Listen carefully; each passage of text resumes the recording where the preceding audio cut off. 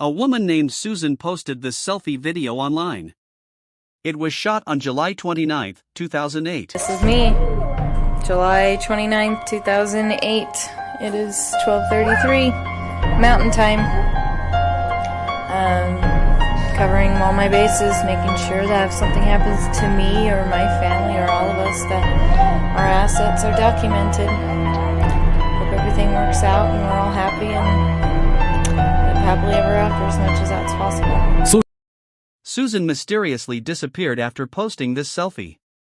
After investigating Susan's residence, the police found that Susan's documents and other items were at home. The only thing she didn't find was her mobile phone. Susan's husband Joshua claimed that he didn't. At the park. Where did she stay at the park? Do you know where? My mom stayed where a Christmas park. Didn't know where his wife had gone.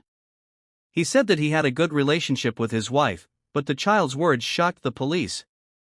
The police found a mine near Susan's address, and the mine had the crystals that the child mentioned. Susan might be buried in a pit. However, Joshua said that the child was just talking nonsense and could not be used as evidence at all, but the police could see that he was a little abnormal. After an in-depth investigation, the police discovered an astonishing secret. They learned from Susan's friend that Susan's father-in-law, Sherdewan, who was Joshua's father, had sexually harassed Susan, but Joshua did not care about it. Later, the police found 4,500 photos of Susan's life in Sherdewan's home, including Susan's used sanitary napkins, nail clippings, and even discarded garbage. Probably one, but I'm really falling in love with you. I don't know where you're going with this. And Susan, I'll tell you what I'm married to your son, and I should just be the daughter-in-law. All of which were packed in a box with Susan's name. However, Sherdewan disagreed with the accusation of sexual harassment. He believed that he and Susan were in love, but they just couldn't stop the fire. A recording of a phone call found by the police overturned his statement. Susan's father Sherdewan's endless sexual harassment and her husband's tolerance and inaction led to Susan moving out directly.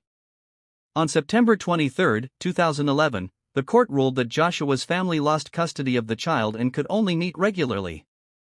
However, on February 5, 2012, when the social worker brought the child to see Joshua, an accident occurred. Joshua locked himself and the child in the house, and the social worker immediately ran to the phone booth to call the police.